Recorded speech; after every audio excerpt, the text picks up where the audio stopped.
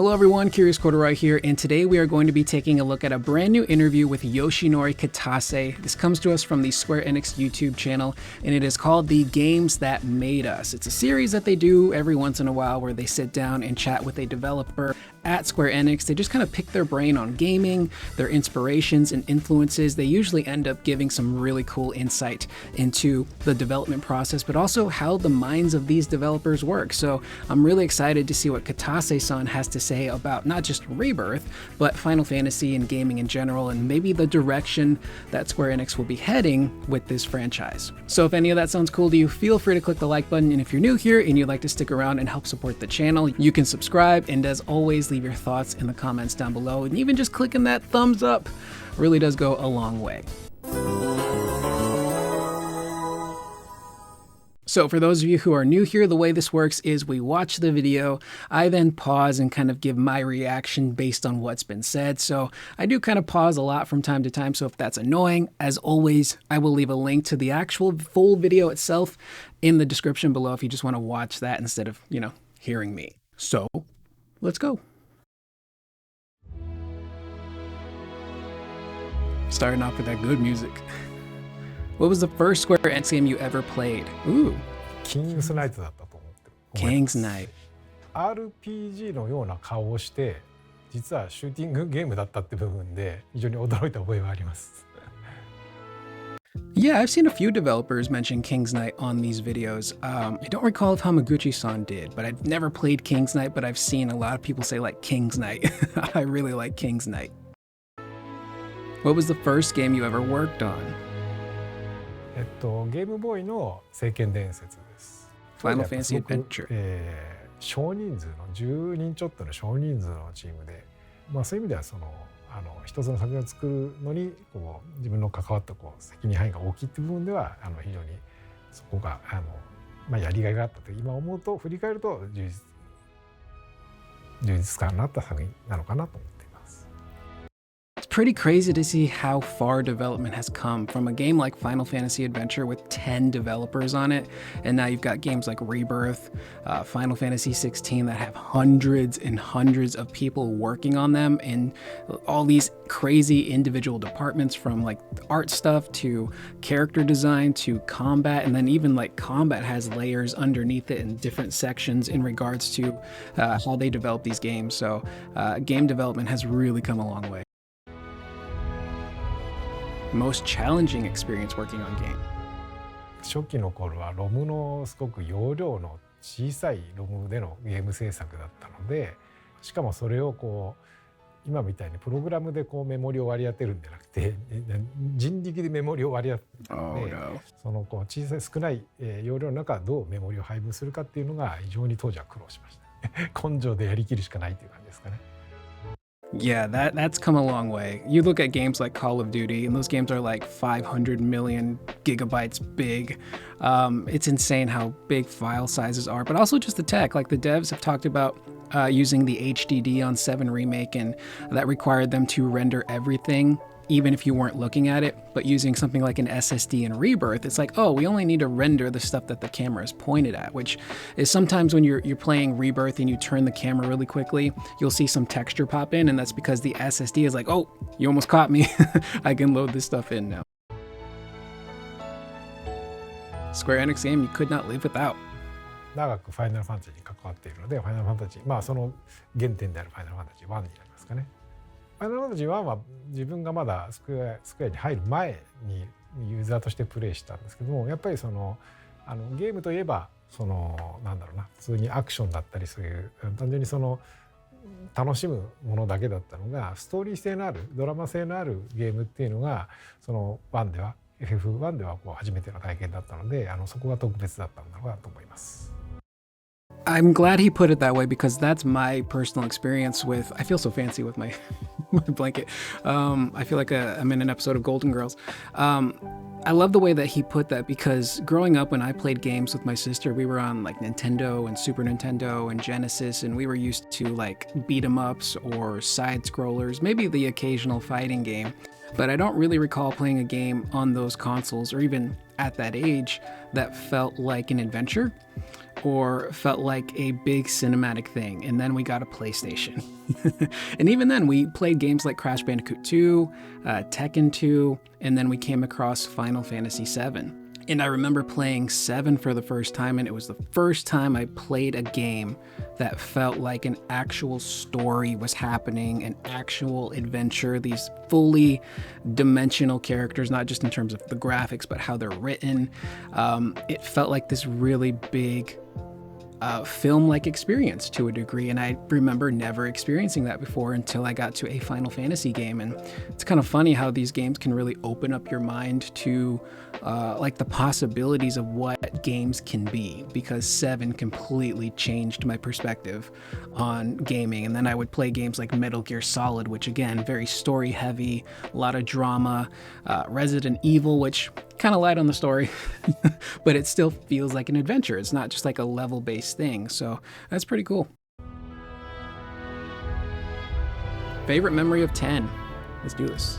FF10 でブリッツボールというミニゲームがあって、そこを結構一番注力して担当して作り上げた部分ではあるので、そこは非常に思い出に残っています。Okay, Blitzball is a little controversial. It was very polarizing when it first hit in Final Fantasy X. The idea of Blitzball, I think, is super cool. Maybe I was just too young to really kind of grasp the mechanics, and maybe as an adult, if I were to revisit 10, I'd probably have a much better time with Blitzball.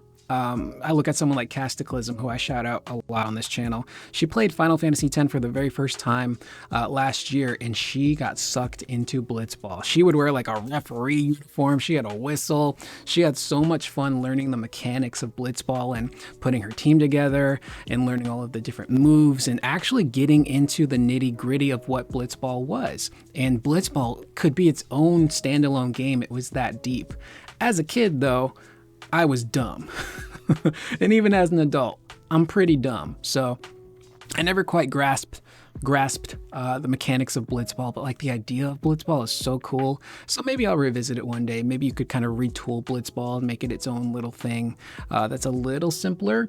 But it is kind of funny because Blitzball did come back in Final Fantasy X too, and everyone has the same reaction of playing it for the first time and going, what is this? This is not the Blitzball I played. It was more of like a Blitzball manager and everything just kind of played out for you. So some people might like that, but I'd like to revisit Blitzball one day. They put a lot of work into it. The many changes of 10. 10 was a big leap forward. PlayStation 2になっての初めての作品だったので、非常になんていうのかな、一個一個のアセットのクオリティが高くなるのと同時にボリュームが大きくなるっていうのがそういうステージが切り替わったところなので、従来の延長線上では作りきれなくなるという部分が分かっていたので、ある意味その選択と集中的な部分が非常に求められたところがあるので、そういう意味ではなんていうのかな、いろいろ贅肉として太ってきてしまった部分をそぎ落としてきて、逆にいいところを伸ばすっていう部分を改めて考えるにはいい機会だったのかなと思っています。その結果生まれたのが FF10 だったので、いろいろそれまでとは違うファイナルファンタジーにはなったのかなと思っています。10's an incredible game. It's super linear, but again, people get scared away by the term linear or linearity. It's not a bad thing. It's not a four-letter word. When done right, it can be very entertaining, like the Uncharted games. Those games are super linear, but they're fun. Final Fantasy X, because it was like a huge leap forward from what we had known from 7 and 8 and 9, had to make some pretty big changes, like no world map, no airship travel. You just had a menu to select where you wanted to go. And with the advancement in graphics and music, it's the first Final Fantasy with voice acting. There were so many changes that they made to that game, but it really worked. And the combat system to this day is still so much fun. It's incredibly strategic, planning out your attacks, who's going to be swapped in, when's the enemy going to attack so I can properly prepare for it. But, moving forward, also that was, I think, their first PlayStation 2 game for Final Fantasy anyway. So like you're learning a lot about the tech and how to work around things. So 10 I really, really love. Fantastic game. Ooh, one soundtrack. This is a good question. FF で最初に関わったのが5なので、5の制作中に梅安さんの曲を聴いて非常に気に入っていたのが「ムジナ・マキーナ」っていう曲があって、それはそのミュージック冬年に流れる曲なんですけど、それが非常にお気に入りです。The Final Fantasy soundtracks are so good. I really don't think there's a bad soundtrack in the bunch at all. If I picked a favorite for me, I think I might go 8. Final Fantasy VIII, like I've said this before in videos, but like every Final Fantasy soundtrack perfectly reflects and represents the worlds that they come from. The music of 7, you could only hear that in 7, and that just perfectly fits the world of 7. But there's something about 8 that just feels so unique to me in terms of like the structure of the songs, especially the instruments that they use. 8, more than any of the other Final Fantasies, was really heavy in like synths and organs and piano. Even the way they recorded the drums, I don't know if they were live drums or drum kits. Everything just has such a unique sound on those songs for Final Fantasy VIII. You look at stuff like The Man with the Machine Gun, Laguna's battle theme. You look at Don't Be Afraid, which a lot of people say sounds like the beginning of a news broadcast at the beginning.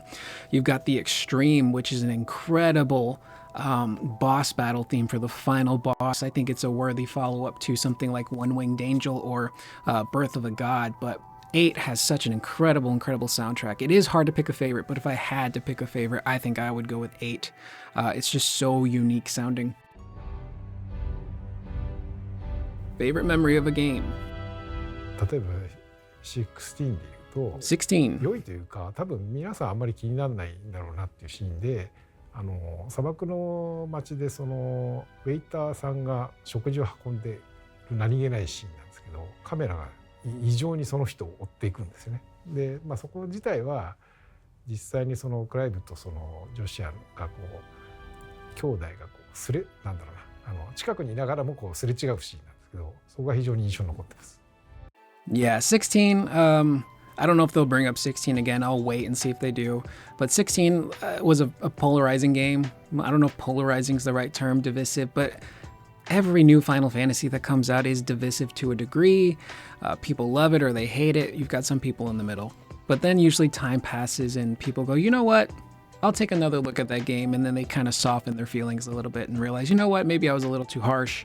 That game's actually not that bad. 16 to me, I describe it as a game with high highs, but also some really low lows, but those high points are really awesome. This scene in particular, because I was invested in the characters, you have that moment where Clive and Joshua, it's like they don't know. If I remember at that point in the story, Clive doesn't know that Joshua's alive. I don't think it's been revealed yet to him. So it's like they're finally in the same area, and it's like they're right there, like just like meet up, hug each other, you know, join the adventure together, and they just barely miss one another.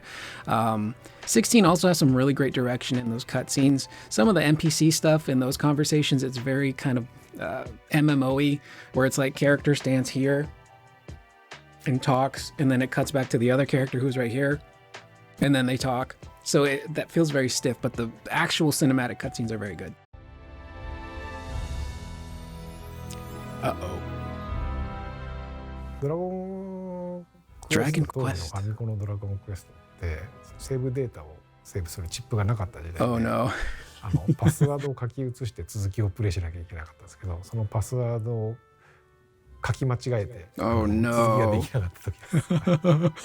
We've all had those moments. Either you forget a password, or you forget to save your game, or everyone who has played a Final Fantasy has this experience where maybe you've just beaten a really tough boss, you're in a dungeon, you're looking for a save point frantically, and you come across a really powerful enemy that for whatever reason just attacks everyone right out the gate, one-shots everyone, boom, game over, you gotta do it all over again. It sucks. But I feel like that's kind of like a rite of passage a lot of people have with RPGs in particular. I've never played a Dragon Quest game, but I know a lot of people love them. Maybe that's something I'll look into in the future. And if you're someone who has played a Dragon Quest, I don't know if they're like Final Fantasy where each story is different. What game would you recommend a newbie start off with if they're trying to get into Dragon Quest? I'd really love to know, because I hear the franchise is so beloved and so... not niche, it is popular, but like the people that love it really love it. Okay, this is important here. Speaking of Final Fantasy XVI, what elements do you think are important for a Final Fantasy game? Most developers usually say, and this is true, it's whatever the developers making said game want it to be. That is what makes a Final Fantasy game. Even Hironobu Sakaguchi, the father of Final Fantasy, has said that, whatever the dev team wants to set out to do, that is what a Final Fantasy game is. So I'm curious to see what Kitase says here. シリーズの魅力はまあ2つあって、もちろんストーリーはそのキャラクターを中心としたドラマチックなストーリーっていう部分があるのと、ゲームプレイに関してはやっぱりその RPG なんで、このパーティープレイを基本としたRPG がやっぱり主軸とあると思うので、そのいわゆる戦略性のあるバトル、そのバトル自体はコマンドであったりアクションライクだったりっていう部分が変化してっているんですけど、常にそのプレイヤーが戦略性を持ってプレイできるってところが魅力だと思っています。That's an interesting response. Okay, where do I start? I would agree with him. Obviously, you have to have a really good story and characters because that's what pulls you in and that's what keeps you there. Regardless of what the gameplay is, I feel like if you really connect with the story and those characters, you're going to want to keep playing. But I do like that he pointed out party-based. That was a big criticism I had of Final Fantasy XVI. Like, I love the game's combat. I know a lot of people are like, this is not a Final Fantasy. Final Fantasy games don't play like this. I want turn-based or I want something like Remake and Rebirth. I get it. But I'm someone who grew up playing character action games. So things like Devil May Cry, Ninja Gaiden, I loved those games growing up. So playing 16, with that being much more of a character action game, I'm like, this is sick. There's so much you can do in this game with Clive and Torgal and all of the iconic abilities, launching someone into the air, grabbing them back down, doing a quick combo, sending them forward, and then grabbing them back and launching them back in the air. It's super cool what you can do in that game. I love the combat. Against bosses and the hunts. Trash mobs, not as fun, because those got old kind of quick. But one of my biggest criticisms of 16 was there wasn't enough, camaraderie and team-based stuff in the game's combat. There are some moments where you have, the AI team up with you, but it doesn't feel like you're connected. It's nothing like Rebirth and Remake where you have that synergy between the characters and you're swapping on the fly and doing team-up attacks. And I made a video so long ago, it was titled what Final Fantasy 15 does better than 16. And to me, while the combat I think in 16 is better than 15, I loved all the camaraderie stuff between Noctis and Okobros in 15. Whether it's Noctis and Ignis doing a really cool team up attack where they go back to back and then they cross their arms, or Prompto pulls out a big ass cannon and he gets down and he fires it and Noctis braces his back and then Prompto falls down and Noctis picks him back up, or Gladio putting his big ass sword on the ground and uses a ramp. It's a ramp for Noctis to run up and jump off of. And then the banter, you feel like those characters love each other and care about each other, and it transforms the gameplay and it goes into the combat. I didn't really feel that with 16, unfortunately, even though I enjoyed the combat. So I say all that as a tangent because I think this is probably really good insight into what CS1 will do with their Final Fantasy games moving forward, and that's ensure that you have party-based play. It might be more action-focused. It could be the command-based menu stuff like we see in Remake and Rebirth, which I hope they keep. It's a great battle system. I'd love to see it in future Final Fantasies. I don't know if they'll do that. They like to kind of reinvent the wheel from time to time, but I think the focus being on party play, having multiple characters in your party in one give and go, I think is very important. And that was something that was kind of lacking for me. As much as I loved Clive, I wanted to be able to switch to Jill or Sid or Joshua. I even wanted Torgal to get more involved. I thought if Torgal had, a skill tree or something that could upgrade his powers and stats alongside Clive, that would allow for more combo stuff between Clive and Torgal. So I don't know what CS3 will do moving forward if they ever make another Final Fantasy. Will it be like 16, or will they go back to the more rooted party system? But I think Kitase saying that, anyone who has any fears about what Final Fantasy might be in the future, this I think might kind of calm those fears down. Proudest career achievement and why? 今なお30年近くかかってるファイナルファンタジー7っていう部分が、ある意味自分のゲーム制作人生の中で長く関わっている IP でありますので、That was a cool transition. ゲームを作れたことっていうところが、まあ、今もなお関わられているってところが誇らしいところですかね。I agree. This guy's been in this for so long, and I think he even talked about that after this remake trilogy. Don't quote me on this, I might be misinterpreting it. I think he said he wants to retire. And you hear that a lot from the devs and have been working at Square Enix. Nomura says that he's even thinking about retirement one day soon. And that's why I think it's so important for that younger generation of developers like Hamaguchi-san, Tsuruki Endo, everyone who's making the remake trilogy to like carry that torch forward. And I think that they're ready to do that. What they've done with Rebirth in particular shows me that they're ready. They know how to handle a Final Fantasy game. They know what the roots of a Final Fantasy game are. These are roots, apparently. So yeah, it'll be a sad day when these guys retire, but like you look back at what they've accomplished in their career and it's incredible. Most people would kill to have the amount of hits that these guys do and the amount of just creative games overall that they do. It's a wonderful thing. Cool. What other admirers? 当時のその FF のSakaguchi. 親であるね坂口さんと一緒に仕事させていただいて、まあ、ここまで来れてるので、そのいわゆるこう FF の何を大事にしたらいいかっていう部分のこう部分も教えてもらった部分は坂口さんですので、坂口さんを尊敬してます。Good answer. まずはそのオープニングシーン、やっぱり一番印象的なシーンはオープニングシーンではあるので、それがやっぱりその現代のリアルな形で、ミッドガルの前景から最終的に駅のホームに降り立ったクラウドプレイヤブルになるまでっていうのが、再現されたってことが1ポイント目ですね。コールドソーサーでのそのラブレスの演劇のシーンで、そのエアリスが主題歌の「No Promise to Keep」をドラマチックに歌い上げるところっていうのが非常に感動的に仕上がっているので、そこが非常に素晴らしいと思っていますと。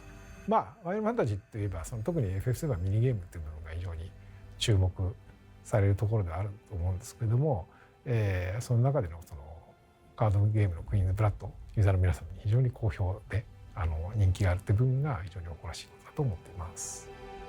Yeah, that opening, is that the end? Oh my god. That's the end. That was a quick interview. Yeah, that opening to Final Fantasy VII is so iconic, man. Even people who haven't played Final Fantasy VII, they've seen that opening, that swooping in shot, you know, of the Shinra Tower in Midgar, the opening shot specifically with like the space and stars and all that, and then transitioning down and that musical stinger of bing, bing, bing playing, and that is literally the start of a crazy adventure that the player is going to go on. She walks out into the street, the camera goes up, you get the incredible logo drop, one of the best logo drops in gaming. Also, Ghost of Tsushima has an incredible title drop, but just FF7 in particular. And then you go back down into the train station, you see Avalanche show up, you see Bear, and then Cloud does his little flip off of the train, does his cool landing, and they recreated it so beautifully in 7 Remake. Gorgeous scene. The Loveless performance, the entire Loveless thing in Rebirth is awesome because they expand upon it so much more. And just seeing Aerith, you know, performing that song, knowing the context of what that song means to her, and it's her saying goodbye to the party because she knows what's going to happen, and this is her last chance to tell everyone how she truly feels, and to let them know, like, I'm probably gonna die, but we will see each other again, and she's had so much fun. And then of course the mini games, a little bit controversial in Rebirth, but I would rather have too much content than have a game that is kind of poultry, and you know, leave me wanting more. And there is that fatigue that people have with Rebirth, whether it's the mini games or the open world design, which I think they accounted for that specifically with exploration. By the time I got, you know, out of Cosmo Canyon, I'm like, I'm so tired. Exploration has really kind of tuckered me out. And then you get to Nibelheim and everything's just easier. It's a smaller area to explore. There's a little bit less to do. You get the best chicken in Nibelheim because it's so maneuverable. And it's an area that never really overstays its welcome. So yeah, that was a fun interview. I really enjoy these. They do these from time to time. So getting to hear, you know, what the developers think about these games and their own experiences. These guys are like rock stars to a lot of us. So I really enjoyed this one with Kitase-san. So let me know in the comments down below what you guys think of this interview with Yoshinori Kitase. What are some of your thoughts on what he said in this video? I am Curious Corduroy. I will see you guys in the next video. Please remember to always be excellent to one another.